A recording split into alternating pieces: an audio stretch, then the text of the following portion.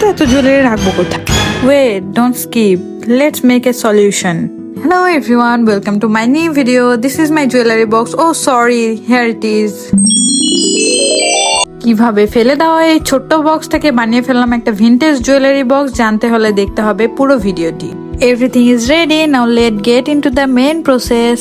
First of all, ক্লের প্যাকেটে যে হার্ডনার অ্যান্ড রেজিন প্যাকেটটা ছিল সেটা বের করে মিক্স করে নিব ভালোভাবে। এটা একটা খুব গুরুত্বপূর্ণ প্রসেস।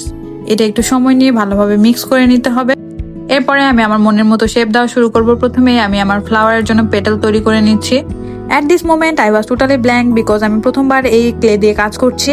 তাও আস্তে আস্তে কিছু পেটাল বানিয়ে নিয়ে একটা ফুলের শেপ করে ফেলেছি। এগুলো এখন জাস্ট বক্সের উপরের অংশে আঠা দিয়ে লাগিয়ে নিব। যে কোনো গ্লু আপনারা ইউজ করতে পারেন। ফার্স্ট টাইম এই ক্লে দিয়ে কাজ করাতে বুঝতে পারিনি, সব ক্লে একবারে মিক্স করায় পরে শক্ত হয়ে গিয়েছিল, তাই মনের মতো করে পুরো ডিজাইনটা শেষ করতে পারিনি। বাকি কাজ করতে করতে আসুন কিছু ছোটবেলার কথা শেয়ার করি।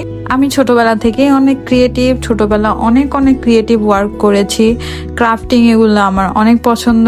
আমার বাসার লোকজন ছোটবেলা একদমই পছন্দ করতো না আমি পড়াশোনা বাদ দিয়ে কোনো কাজ করি, শুধু পড়াশোনার উপর ফোকাস চাইতো। বাট আমার মনোযোগ সবসময় এগুলো ক্রাফটিং এর দিকে ছিল। সবসময় আমি এগুলা নতুন কিছু দেখলে ট্রাই করার চেষ্টা করতাম।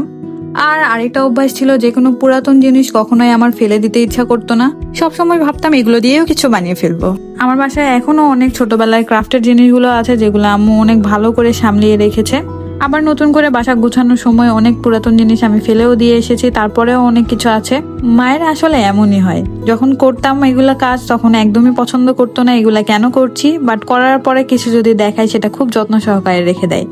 এখন তো বড় হয়ে গেছে, এখন যখন যা ইচ্ছা হচ্ছে করছি, কেউ কিছু বলার নাই। তাই যখন এগুলো ক্রাফটিং এর কোনো কাজ করি তখন আমার ছোটবেলার স্মৃতি অনেক মনে পড়ে। কারণ বাসার লোকজন যেহেতু এগুলো কাজ করা পছন্দ করতো না, তাই আমি সবার সামনে করতে পারতাম না, লুকিয়ে লুকিয়ে করতাম এন্ড কাজ শেষ করে তারপরে সবাইকে দেখাতাম। আসলে পছন্দ যে করতো না এমনটাও না, বাট তারা চাইতো আমি যেন পড়াশোনাতে বেশি ফোকাস থাকি, এগুলাতে গেলে ফোকাসটা সরে যাবে তাই। বাট তবুও আমি আগের দিনগুলো অনেক মিস করি। আর বলতে বলতে আমার কাজও প্রায় শেষ, and this is the final result. এটা বানাতে আমার মাত্র 50 টাকা বা তার থেকেও কম খরচ হয়েছে। সো কেমন লাগলো কমেন্টে অবশ্যই জানাবেন, এবং কোনো ইনকোয়ারি থাকলে আস্ক করতে পারেন। Thanks for watching.